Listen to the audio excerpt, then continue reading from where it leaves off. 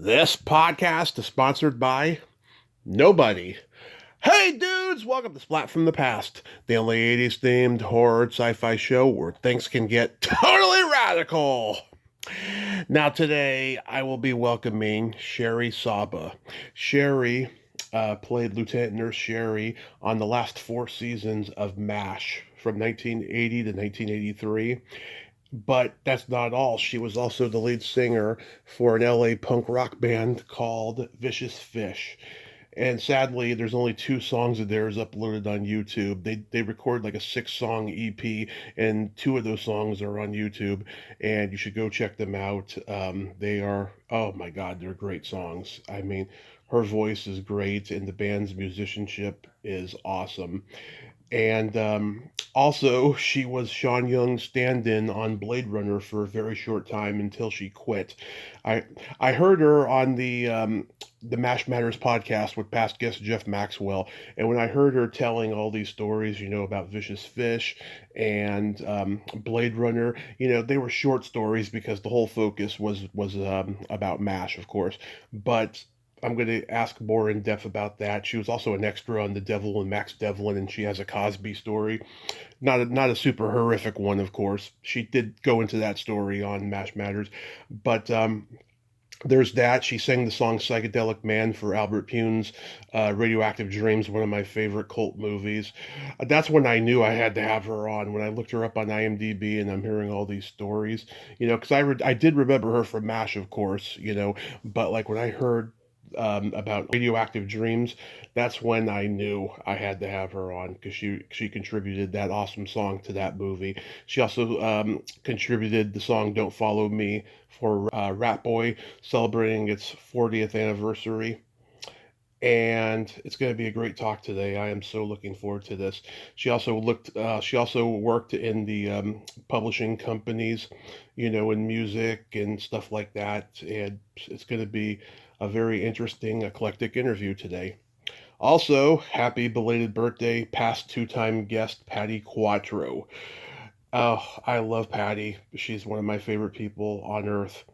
So yeah, here is my interview with Shari Saba.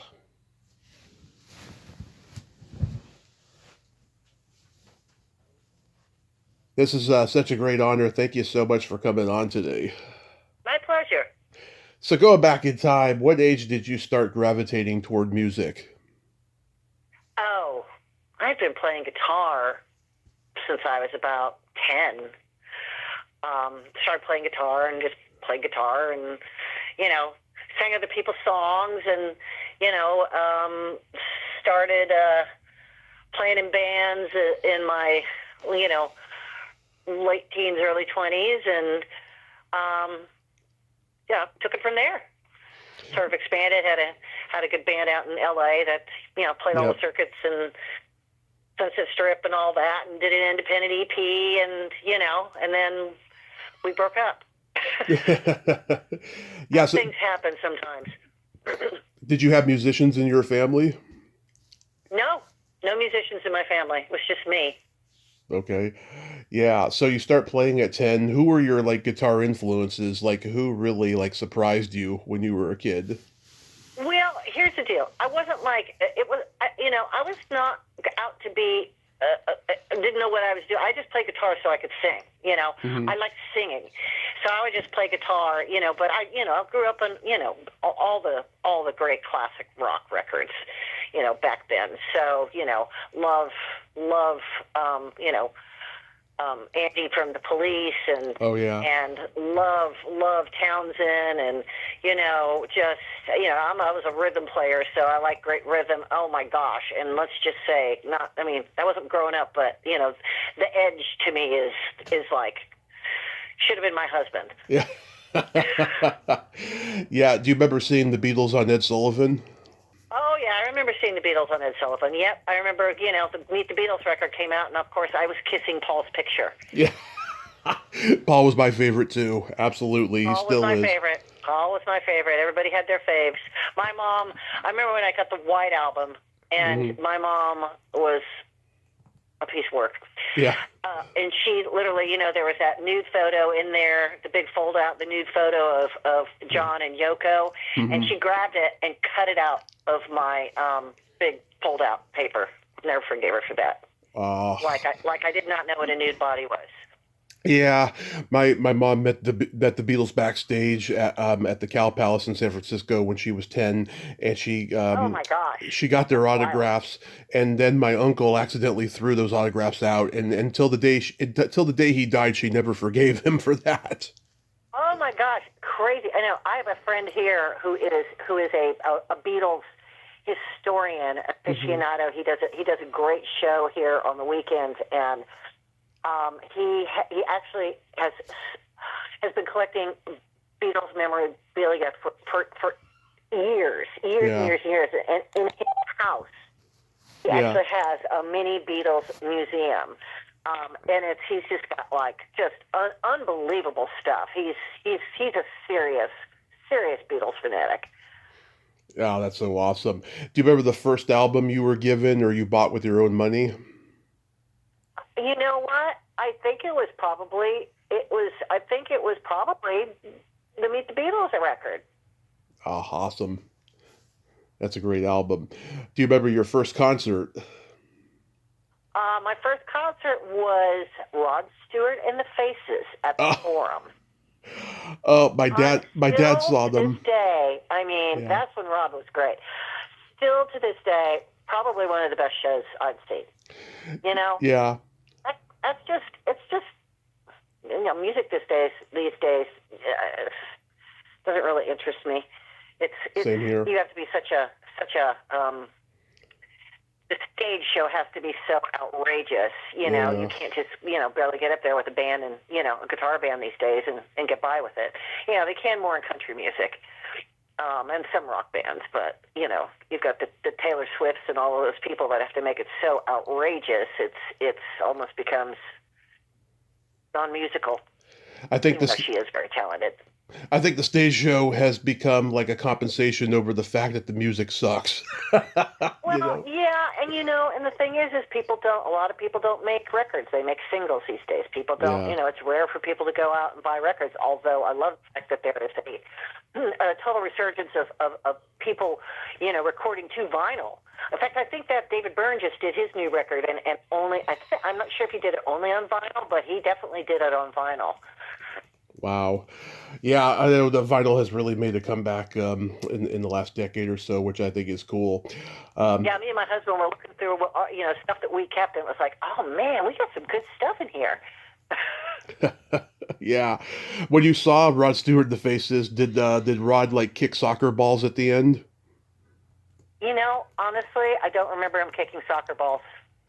Yeah, because That was my a dad. long time ago, and Yeah, it was a long time ago, and I was young, and I was, all I remember it was just a killer rock show.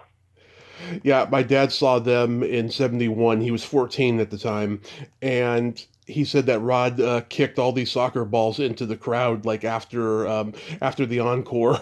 You know? Oh, really? Yeah. Oh, yeah. I don't remember them doing them when I saw that, but that seems to me that would be something that he would probably do at every show, just because that's super fun.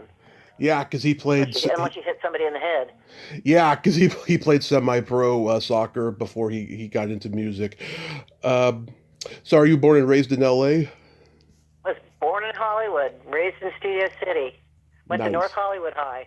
Oh yeah, that's pretty LA. Yeah. Was Jerry's Deli still around when you were growing up?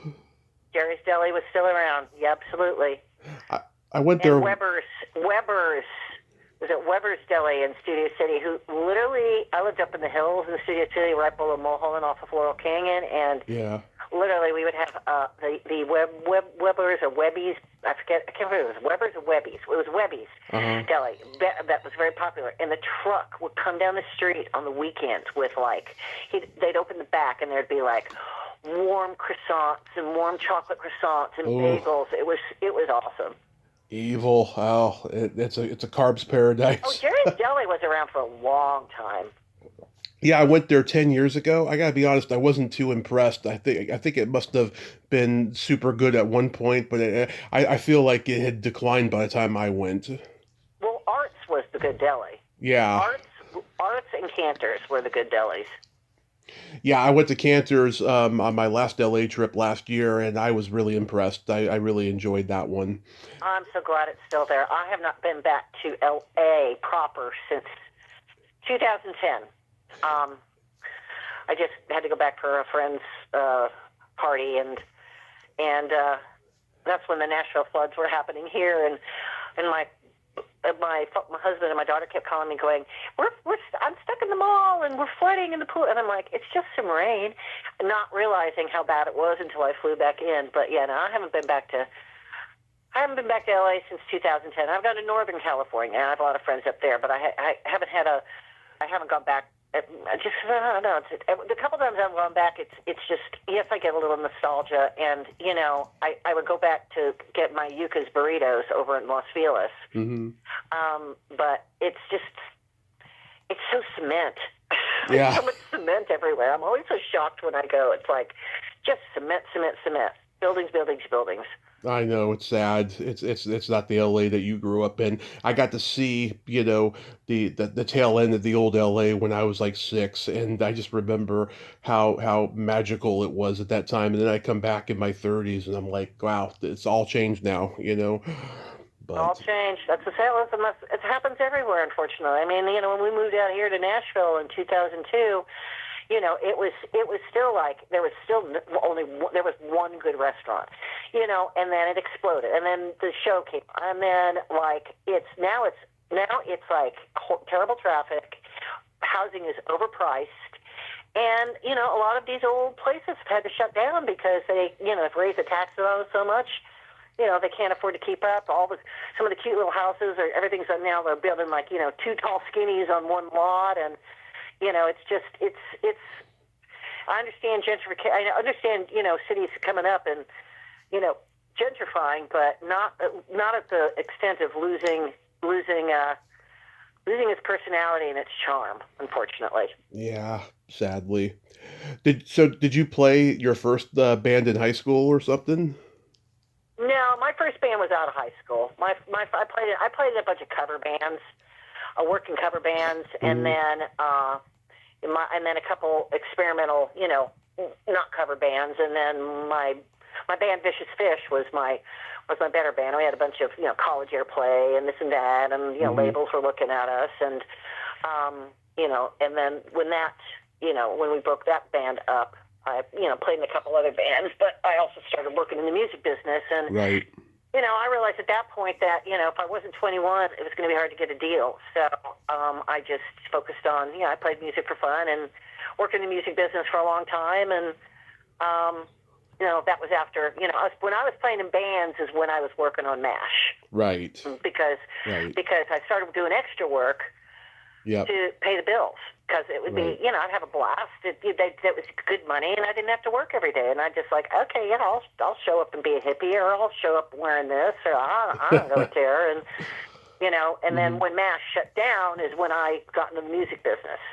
So I was like, oh, dang it, I broke my band up. MASH is gone, and now I need a real job. What year did you form Vicious Fish? Oh gosh, let's see, probably. I don't remember. Probably late 70s sometimes. Late 70s. Okay. How did you guys come together? Were you like high school friends or something? Nope.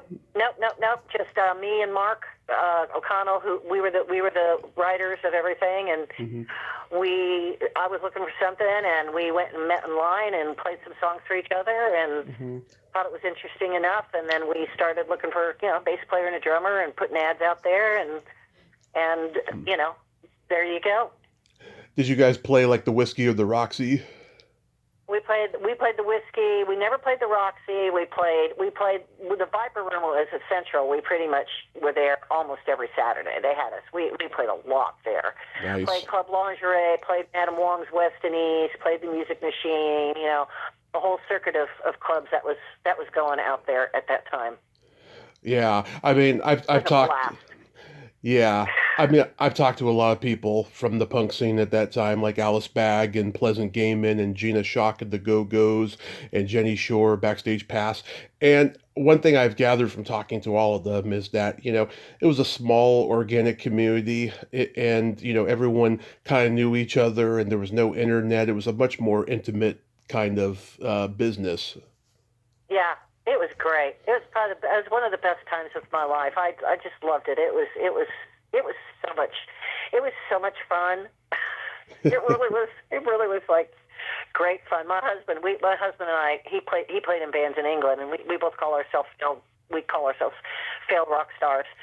So Yeah. Did you know like Black Flag and Circle Jerks and X and all those bands? oh yeah, I knew. I didn't know them because we weren't playing in the same circuit. We weren't really a punk band. Hmm. But yes, I mean I saw X and the Blasters. A Hmm. lot of times, a lot of shows and stuff. We'd all go to to each other's shows and see each other. But there was different factions. There was like the punks and then the Blasters. Right, Yoakum. A funny thing that happened there for a while where it was like groovy country and then the Cowpoke, more cowpunk. we were kind of more like Talking Heads meets the Pretenders type thing. Yeah, yeah, and I'm sure you knew the Little Girls. Did not know the Little Girls. Oh, okay. Yeah, Kip Brown, who played guitar in that band, he had a punk band called Shock in '76. If Yeah. you remember those guys. Yeah, and were you guys considered for like the decline of Western civilization? No. No. No. Now, 76 was before I was out playing clubs. Hmm. So you were probably just playing like house parties and playing in the garage and all that. No, but I'm just saying I wasn't playing in clubs, in 76. I had just graduated high school in 75. Hmm. So I didn't really start playing until, but really my early 20s. Nice. I've heard two songs from that EP that's been uploaded to YouTube. The cover of Buddy Holly's "Not Fade Away." That song Oh, is yeah. fucking awesome. The way you guys do it, just with that, I like that. That one did turn out good. yeah, that thumping bass. It's kind of like a punk contrast to the Rolling Stones cover. With the thumping Bo Diddley sound. I love it. It was great. And then. Oh, cool. And then Ideas in Disguise. That's a Yep. groovy rocker. I love that. Yeah, I wrote that one. Yeah, That was my little song. Yes, it was fun to play. that is so awesome. So did you? Fun to play. I still play occasionally. I actually have some friends out here, a band called the Long Players, Yeah. and they basically their whole thing is they cop classic rock records, and they play. They're all like one guy was from 2020, Foster and Lloyd, Bill Lloyd. They have Gary Talon from the E Street Band, Yeah. Springsteen's band to help start the Long Players. I have everybody comes in and plays with these guys. So I've sang a few shows with them, and it's been so I have occasionally I have fun still singing, not playing but singing. Oh, that's cool. Did Yeah. did, did you guys make attempts to record more, or did you just break up by that point? No, me and Mark, who are the writers, did the bad thing and got involved. So when he and I broke up, it kind of broke up, and we kind of felt like we had. It was at that stage of the game we had like really done the circuit and really weren't getting a record deal yet. Had people just sitting there watching, and it was when it's kind of hard to keep together when you've got the two main people in a band that were splitting apart. So I started playing with some other people, but I never quite found the magic combo. That Vicious Fish really worked for a while. We were it was a good band. We were a tight band, but we just went different ways. Yeah. Did you sing the theme song to the Roller Girls? I did. Oh my gosh, that was when I was so young. It was such. We were actually rehearsing with a band back then. God, what were we doing? I can't even remember what that band was. Was that a cover band? and we rehearsed in a studio of these guys that did all these. They were jingle producers. And so we were in there rehearsing, and they go, "Oh man, you got to sing that song for the theme song." But it was just jingle producers just take the life out of everything. Yeah. They do. They take the life out of everything, and it's like, don't be creative. Just sing like this. And I'm like, oh God, this is not me. Yeah. But yes, I did. It has to be a badge of honor of some kind to sing the theme song to like one of the worst sitcoms of all time that's on those Oh lists. God, it was awful. It's so funny. I cracked up because I get probably 4 to 5 pieces of mail a week from people all over the country sending me pictures that they've taken off of MASH, taken off of the TV, Yeah. wanting me to sign, writing these letters, blah, blah, blah, blah, blah. Of course, a few I've busted have turned around and they are trying to sell them on eBay, and I'm like, no one's going to buy this on eBay. But somebody about 2 weeks ago actually sent me a picture of me from MASH and then a picture of the Roller Girls cast. Mm-hmm. Like he thought I was in the Roller Girls cast, and I sent it back to him. And I said, I don't know who these people are, but this is me. Oh, and a MASH picture. I'm like, come on, so bad, such bad outfits. I was cracking up. It was so bad. Yeah, I've met Joanna Cassidy and Terry Kaiser at conventions. Very nice people, and Yeah. I guess they laugh it off, being a part of that show, But yeah, that's hilarious.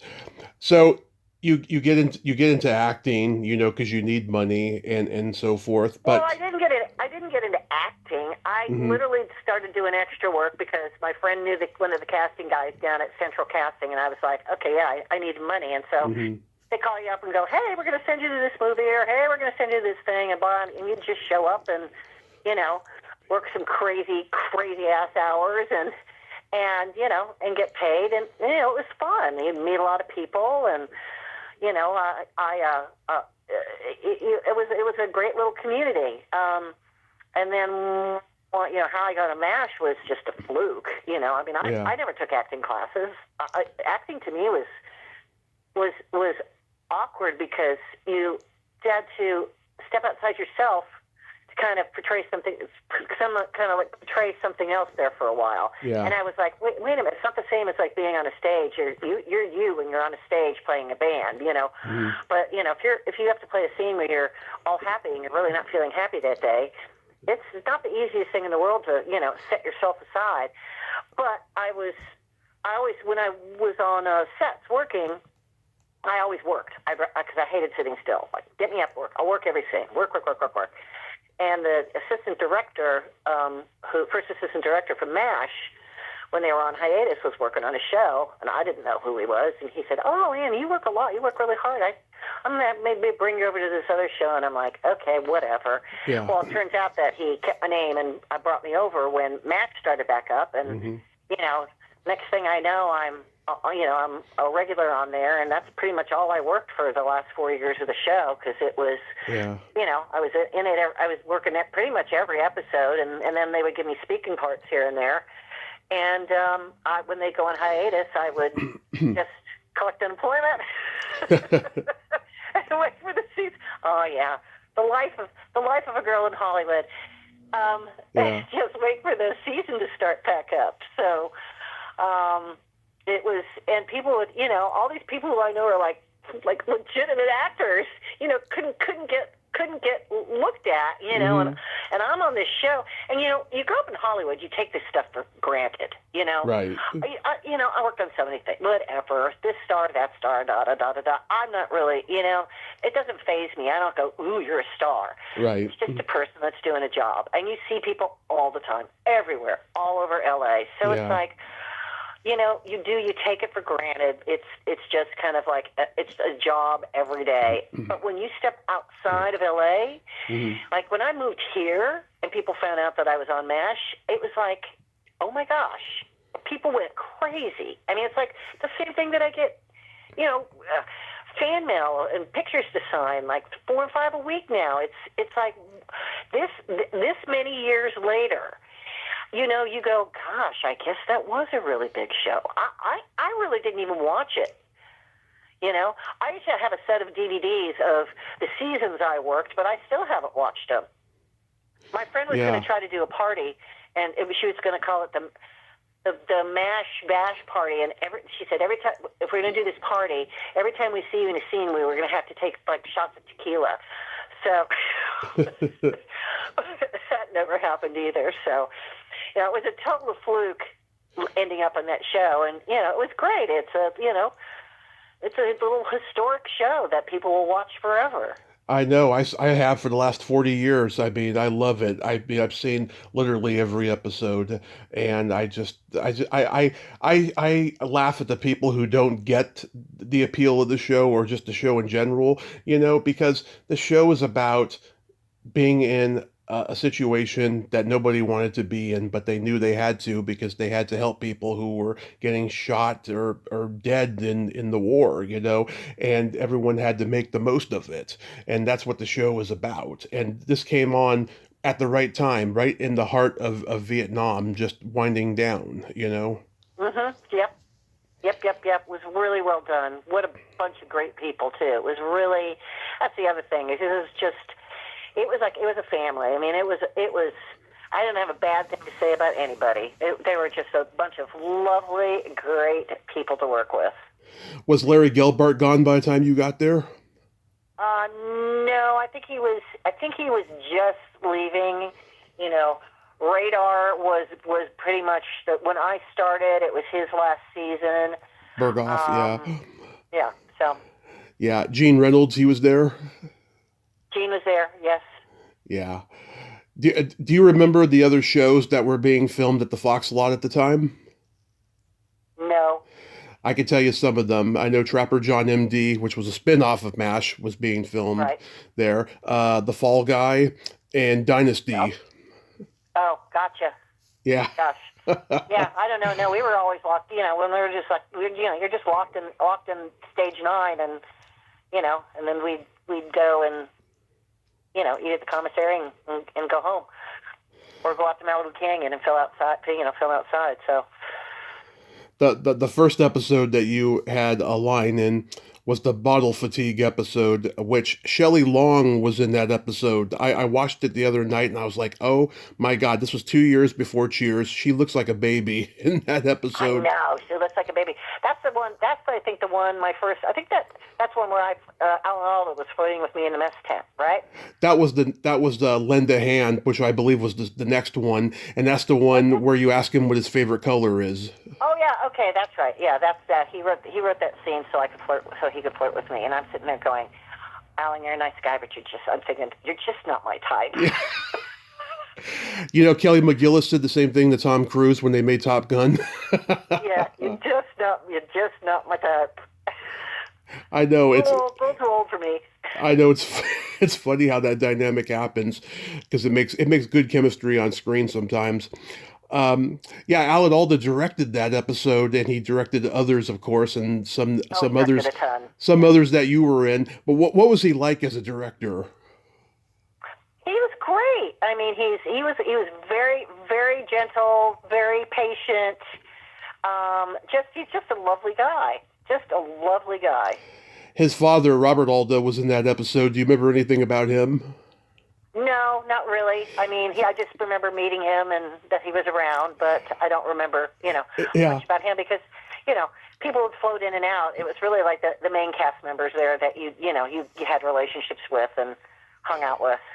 Yeah, it's funny, Alan inherited his father's charm. Like Robert Alda could play a deadly villain and be so likable and charming. Mm-hmm. He was a good actor. Exactly. And that's the thing is it's like they're still and they're like that in person, they're just good people. They were so nice. All of them bought my record when my record came out. Right. It was like they go, "Oh my God, we need your record." Yeah, I mean, I'm sure they were very proud of you overall, but I'm sure the music wasn't their cup of tea. Oh not at all. They were laughing. And me, usually I had my hair was like two different colors and stuff. So, the big thing was just like, oh, when you have a speaking part, you get to take your hat off and get your hair done in a scene. Well, there was a lot that I could not take my hat off because my hair was in some weird punk cut or it was two different colors. And that wasn't very 1950s. So I had to keep my hat on, which was fine with me. I'm a hat girl. So. Yeah. Yeah. David Ogden Stiers, I think he was such a great actor. Oh, he was my bud. He was a hoot. Yeah. Everything it's funny when I see him in things he did outside the MASH, it's hard to believe he's the same guy sometimes because he is just so versatile in what he could do. I know. It was very funny because you would see him, he lived close at that time to the Fox lot, and he wouldn't drive. You would see him riding a skateboard down Pico onto the lot to get to the lot. Big guy. That's so awesome. And of course, we just lost Loretta Swit. I've heard she was an absolute force of nature, and she was... Yeah, she was great. She was lovely. I know. It's like everybody is... it's just, that's what happens when you get older. I know. Jamie Farr is still around, so... Yeah, Alan's still around. And Mike Farrell's still around. Yeah, and Alan just turned 90. I know. It's amazing. Yeah. And Jamie Farr, he's like, God, he's probably about 92 or something. Somewhere along those lines. Yeah. So that's great. I mean, good for them. Yeah. Still collecting royalties. Yeah. I'm sure they're collecting a lot of royalties because it plays like every day in every country. Oh my gosh, I can't even fathom the amount of money that I remember. It was somebody told me some outrageous money that Alan was making a day back when I worked on the show, and I'm like, oh my gosh, that's so much money. Just royalties, just in residuals. It was like, oh my gosh, that's crazy. Now the final episode of the show, Goodbye, Farewell, and Amen. I've talked to Jeff about this, and I've talked to John Van Ness about this, and they told me just how much sadness was going on in everybody because, the family they created in those 11 years was about to end. And the irony is, the final episode wasn't the last episode filmed. It was the next to last episode that was the final episode filmed. But still, everybody knew, what was inevitable, and they committed to those goodbye scenes, which I love. That's my favorite part of the entire episode is those goodbye scenes, and I mean, from your perspective, was just everybody just, devastated that they were leaving? Yes, but it was also, yes, absolutely. And I was there on the final day of shooting of that final episode. It was marked by, I can't tell you how many people were on the Fox lot, reporters and TV crews and everybody waiting to get into stage 9 when they yelled, "That's a wrap," after the final scene was shot. And we didn't really get a chance to commingle and hug and cry or do whatever because they opened the doors to stage 9 and massive amounts of people flooded in, and I hightailed it out of there because it was too much for me. It was like just I don't do good in those kind of situations. So yeah, it was it was sad, and we were all like, it was terrible, but at the same time that last day it was really intense. We actually stood outside of, and I forget what his name was that owned Fox at that time. And we all went to lunch, and we all had drinks at lunch at the commissary. Mm-hmm. And all went and stood outside what's-his-face's office, whoever owned it at that point. And we yelled, "Give us a job! Give us a job! We need work!" Some film crew was out there filming, and they filmed us. And me and my big mouth, got on, and I was like, we made the show. And Alan saw that, and he comes up to me. He saw it later, and he goes, Alan, oh my gosh, I started busting up when you said that. And I said, oops. That's hilarious. That's how it was. We all it was just a great bunch of people. Lots of pranks going on all the time. Yeah. You know that the show had, that final movie had to be rewritten in the middle of it because Yeah. that was the first Malibu fire that actually burned the set down. Yeah, oh yeah, I know that story. I was like, wow, that is insane. That's devastating. Yeah, talk about some. Yeah, it's like you know, the last season, and it finally, all those fires that burned through Malibu Canyon and never touched the set, and then it burns it down. God, that's awful. In that last episode, you save Father Mulcahy from a Jeep accident, and then you Uh-huh. mention that you want a career in radiology, which makes me ask you, were you considered for Aftermath? No. Okay. Yeah, I know an actress who played a nurse on Aftermath. She left after like 6 episodes because she couldn't stand somebody on that set. I can't remember who, but she said it was not a pleasant experience. I actually didn't even know what Aftermath was. Honestly, Yeah. I was just off in La La Land. I was in the music business at that point. My whole parameters had shifted to doing something else. Hmm. Were you in Zuma Beach? Yes, I worked on Zuma Beach. Yeah, you play a beach goer. Played a beach goer. Yeah, Yep. yeah, I've My seen. favorite beach show though was Big Wednesday. Oh Big yeah, Wednesday. that's a great movie. I love that Well, movie. I mean, but it was so great because I got to be one of the beach girls that went up for 3 weeks. We were on the private part of Lompoc Beach, and getting paid to sit on the beach for 3 weeks. And then every night we'd go and raid with like Gary Busey and Bill Catt and whatever, and we'd get up on stage and at the little bar, the local bar there, and Mm. sing cover songs. Oh, that's so awesome. Did you wear a two-piece bikini with your belly button showing? Yes, I wore a two-piece bikini with my belly button showing. That's awesome. Yeah, Zuma Beach had Suzanne Summers, PJ Souls, who I've interviewed, Rosanna Oh, Arquette. I remember that. Yep. I remember sitting in this little tiny patch on Zuma Beach while they were filming it. Yeah, I've seen that one many times. You were an extra in The Devil and Max Devlin with Cosby. Oh, is that what it was? I wonder if that's the one. Is that Cosby and was that Elliot Gould too? Yes, yes. Oh yeah. Here's my Cosby story. And he was. I mean, I'm sorry for all of his stuff, but he was a nice guy. I remember being on the set one day, and I was wearing a cap, like this little cap with a little brim, and he comes up to me because I'm a hat girl. I've Hmm. curly hair, so I wear hats. And he comes up and he looks at my hat and he says, He goes, that's not how that hat should be worn. He takes my hat off. He goes under one of the big, hot Klieg lights on the set, and he sits there for a half an hour, Hmm. easily, with my hat, warming up the visor part, so that he could bend it enough and shape it so it would be proper, according to what he thought it should look like. And then he comes back over and he puts it back on my head and he said, "That's how it should look." Oh, interesting. Yeah, he was.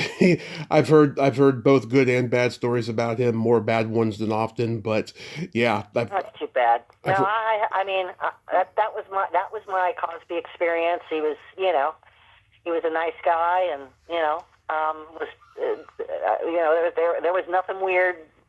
Thank goodness. yeah, I totally get it. You were stand-in for Sean Young on Blade Runner for a little while. Oh gosh, yes. I got off that show really quick because it was 18-hour days. Yeah, Ridley Scott was notorious for lots of takes. crazy long shoots, Yeah, and I just did. I had no life, and I couldn't even go like play music, and so I basically got off because I didn't like working 18-hour days. wow. So how long were you there? A couple days or something? Oh, maybe like a couple weeks. Oh, okay. It was longer than that. Yeah, Yeah, that was longer than that. That I knew it wasn't going to change, and I was like, no, I'm sorry, I can't do this. yeah. You're not paying me. You're not paying me enough to just work 18-hour days. That's one of my favorite movies of all time. I That's think a fabulous movie. it's one of the best.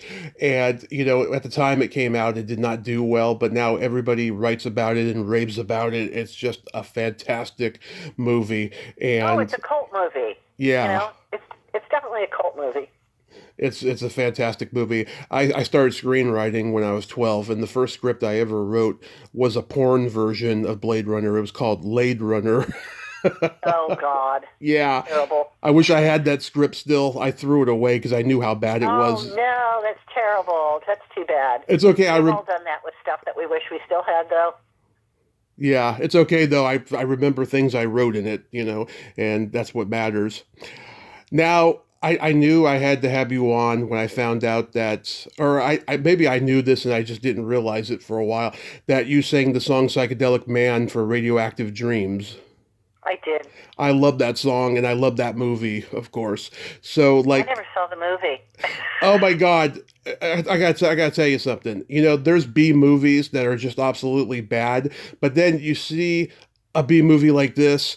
It's bad, but it's so good because of the visual aspect. Like Albert Pune, the way that he like put a blue lens on the camera and had this beautiful visual of blue light. I mean, it is just stunningly beautiful.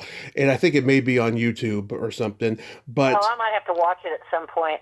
yeah, it's an interesting cult B movie. But like, how did that song come about? And do you know how it wound up in the movie? You know what? I don't remember. Back then, honestly, I was just playing around, and someone asked me to sing, and I showed Hmm. up, and I didn't really know what the big deal was, and I sang that song. And I personally, I didn't love the song. Wasn't it was, but it was what it was, and then it's on a record, and I never saw a royalty from it. I Yeah, never got a performance royalty. yeah. Now, Well, who knows? I don't think it. I don't know that it even. I don't even know that it sold any records. I mean, it was a pretty cool bunch of people on that record. no, I don't think the movie in general made a profit, but yeah, I mean, it's a pretty good song. I really like it, and it reminds me of like the IRS records indie rock era a little bit. Yeah, yeah. No, it was a when I think I stumbled on it a couple years ago, and I was like, oh, I can't believe this is on YouTube. And then I was looking at the track list of everybody that was on it, and I was said, oh, it's a pretty cool bunch of people on that record. Yeah, and I interviewed this one woman who contributed some songs. Her name's Madeline Von Ritz. Turns out she used to cut hair for rock stars in the 60s on Sunset Boulevard in LA. And God, she was a force of nature. I mean, I got a lot of information wrong and she let me have it and I edited the whole thing out. Uh, Oh, that's funny. That's she, funny. I yeah, know some people just absorb all that information and keep it forever. They're just like walking encyclopedias. yeah, she Yeah, it's was. just like a little free spirit flitting around. It's like, okay, what do we do next? Yeah, she was a piece of work, that woman. And you also did the song "Follow Me" for Rat Boy, probably one of the worst movies Don't you ever follow made. me? Don't you follow me? Yeah, don't you follow me? Yes, yes, and Steve Dorff, I was working at Warner Chapel. Uh, He was one of our writers at Warner Chapel, and he'd heard that song. Me and my old co-writer from Vicious Fish had written that song together, and the demo of it is fabulous. Steve, unfortunately, between you and me, took the life out of it. uh, But the demo of it is great. I love the demo of it. yeah, it And had. I went in there trying to sing it like I sang the demo, and he's like, "Oh no, you need to smooth this out." And I'm like, "Snore, boring," but didn't see a penny. Oh no, I think I've seen maybe 50, maybe $150 off of that because of royalties at some point. Yeah, it has a real like mid '80s AOR kind of sound to it, Yeah. in the Now style of. our demo version was much cooler and kind of swampy. It was really interesting. We used some very interesting instrumental stuff on there, and he just did he just kind of made it boring. It had something in the vein of like something that Holly Knight or Billy Steinberg and Tom Kelly would write. I Yeah, yeah. I thought of it like that and Yeah. stuff. Were there any other soundtracks you contributed to that maybe IMDb doesn't write? No, that was about it. Huh. That was about it. It wasn't really anything I was, pursuing to go out and, try to do. I was just, those just sort of happened by chance. Right. On Jeff's podcast, you mentioned that you used to dance on disco shows. Was it like Dance Fever and stuff?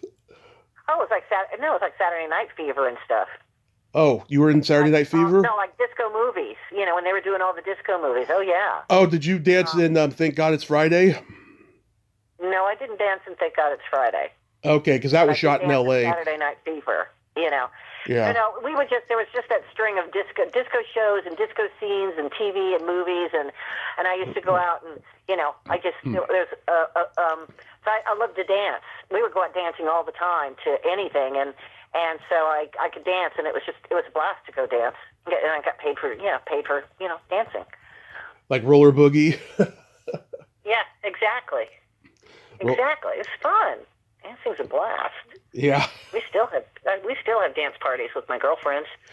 Oh yeah, we had a local dance party show in the Bay Area for years. It actually stopped for a lot of years in my childhood, and then came back when I was in my late 20s, and I got to go dance over there and stuff. It was fun. It was a lot of fun doing a dance show. It's good. Dancing is good for your brain. It is. My mom was a dancer in her younger years. She was almost a Dean Martin Gold Digger dancer, in fact. Oh gosh, that's wild. Yeah. Yeah, unfortunately, my grandmother did not let her go to the audition, nor did she let her go to UCLA for the scholarship, unfortunately. Oh, well. Sad. Too bad. So when you worked for the Warner Brothers Publishing, was it a good job for a while, and then it just got to be bullshit, or? No, it was great.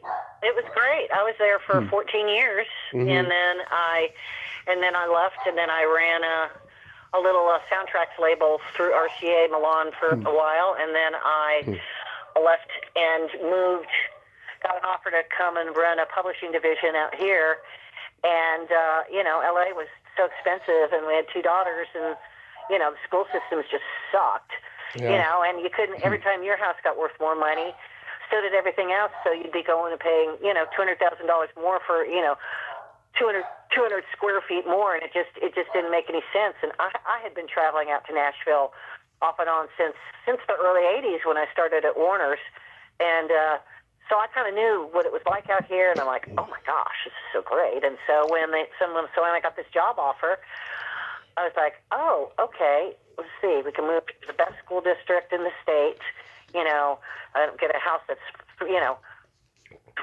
times larger than where we're in, and be on an acre in this great school district, and get paid good money, twist my arms. And my husband was tired of sunshine because he's from England, and there's no clouds in LA, and he's like, I need to go with this some weather. So we packed up the family and came out here in 2002, and haven't regretted it at all. Amazing. At that point in time, I had 1.5 feet out of the music business because, when I got in and, working with the writers and all of that, it was still great. Like, writers could have a career even if they just got a song on a record, because people bought records. Right. Okay? People bought CDs. And then when then everybody was, then you kind of saw like all the artists would try to jump on the bandwagon of putting their names on songs that they really didn't help write, but they wouldn't take them on your record unless they got a co-write credit. Right. And then, and then it was all about singles, and, it was just hard for writers to have a career anymore, and be original. And all these label people who, going, I need a song like so-and-so's. And I'm like, well, why do you want a song like so-and-so? So-and-so already did it. Why don't you have this song, which nobody has done? So it just sort of like the whole creative vibe started, kind of going away. And, really, I took the job, but I knew I was going to get out of it at some point soon, because I was just like, oh God, having to go plug songs was just getting boring. Yeah. So I took a year off, and then I started working in the mortgage business, and I've been doing that, since then.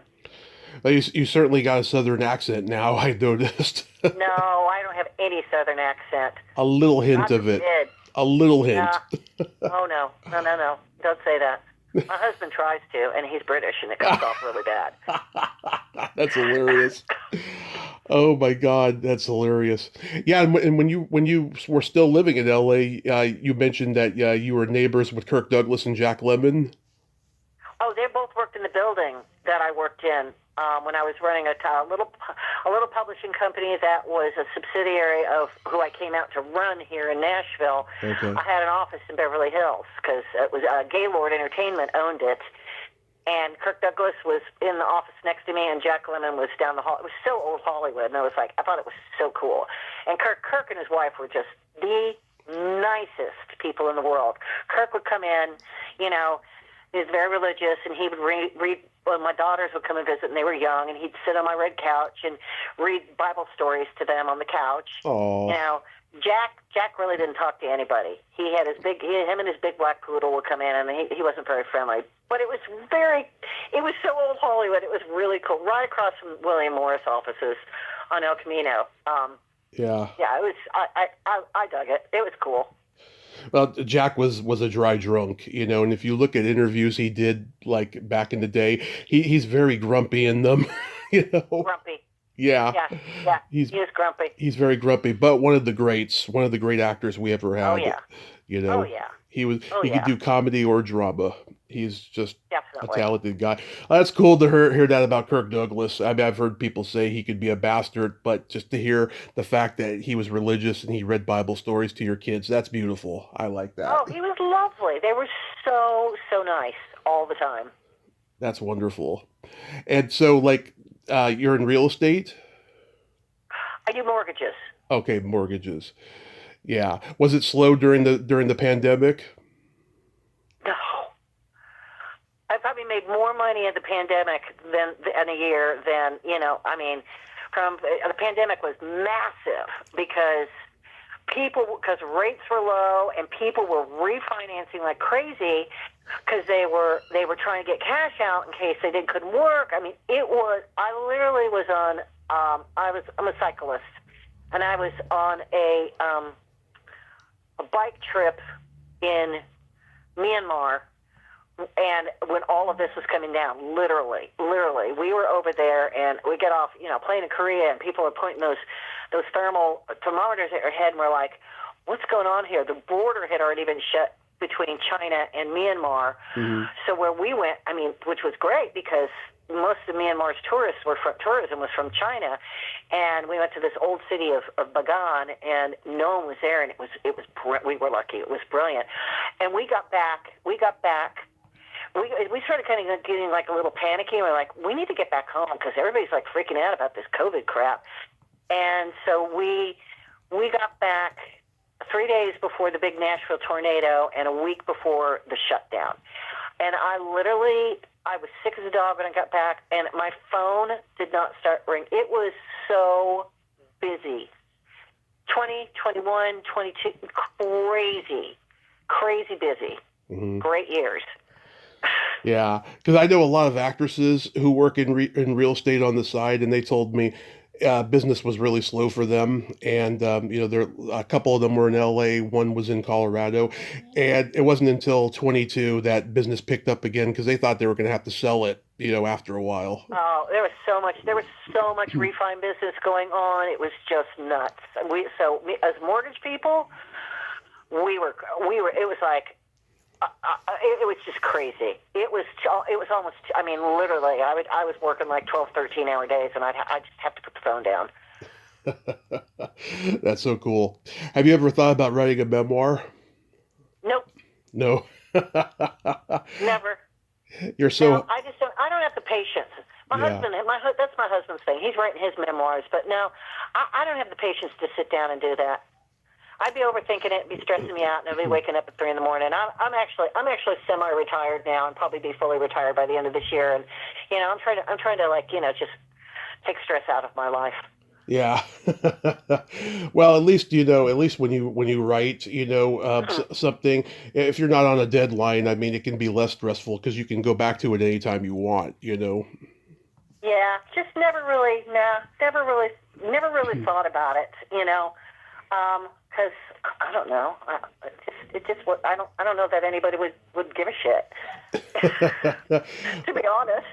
Well, it's funny. Ever since I started this podcast, and I've seen so many people come out with memoirs, that's always the first thought about certain people. I'm just like, God, who gives a shit, about their career, I know. And then some that are just truly amazing. I'm glad that they got their story out there, But then there's some I'm just like, who would give a shit, I mean, I know.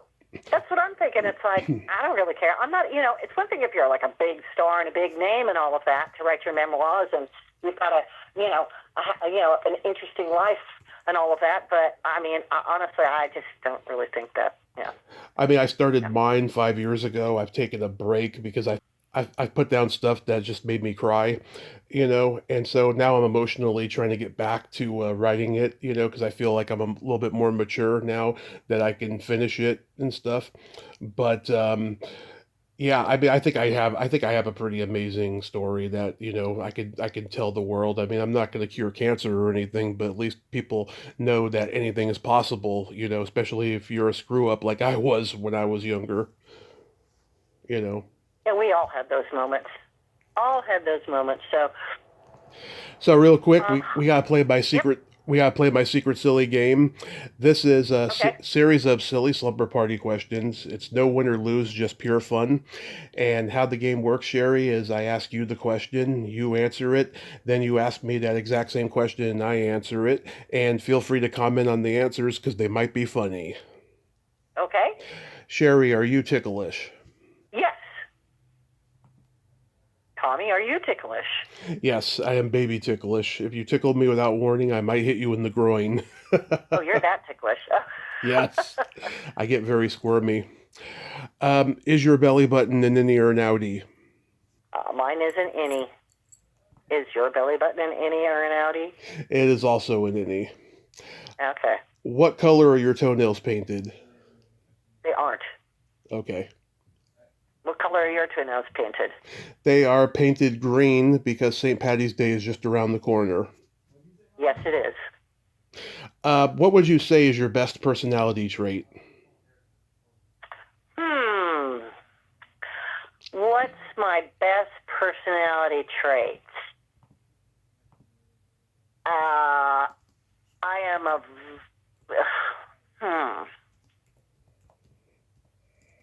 Best trait about me, I think, is I'm a extremely loyal person. Oh. But if you cross me, you're gone. I could see that. If you break my trust, you're out. I could see that. I'm not a very forgiving person, but I'm extremely loyal. What's your best personality trait? Well, I'm a Gemini, and so I have empathy and I have no filter. Gotcha. What is your guilty pleasure?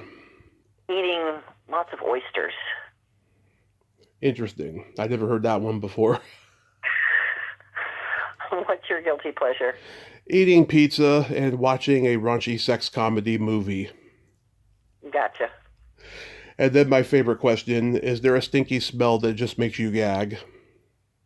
Oh, yes, there is.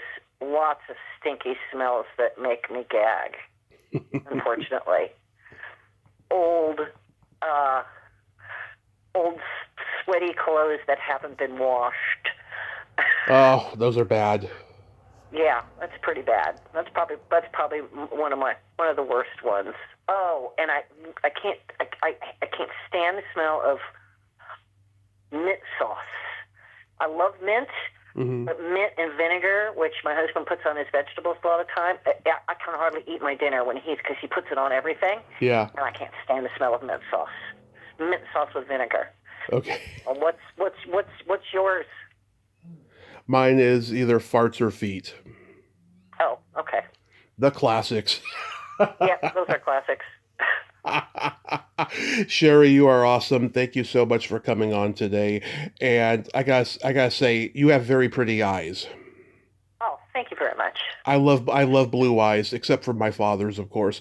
But I love blue eyes, and I'm a sucker for blue eyes. Thank you. Well, I only other people in all of my family that had blue eyes was my grandfather on my father's side. Everybody, I ended up being the only picture he'd carry in his wallet, which was very strange. Oh, that is strange.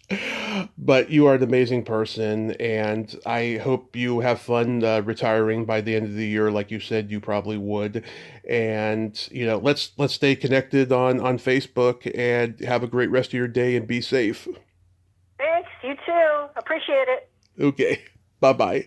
Bye-bye. Well, there you have it. Shari Saba, ain't she a sweetheart? Oh my God.